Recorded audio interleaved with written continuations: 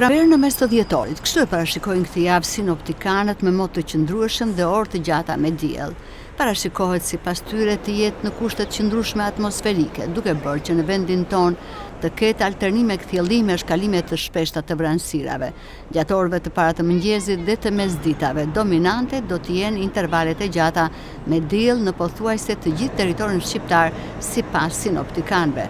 Temperaturat e ajrit do të vinë në rritje si në vlerat minimale dhe ato maksimale.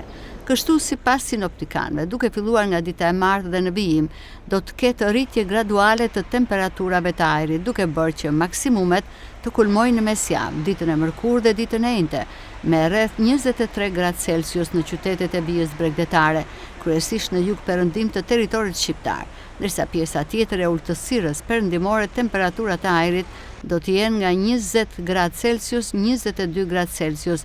Maksimumet në zonat malore do të jenë rreth vlerës 15 gradë Celsius, sipas sinoptikanëve. Kështu sipas tyre gjysma e dytë e muajit dhjetor do të jetë e thatë dhe nuk priten rreshje shiu.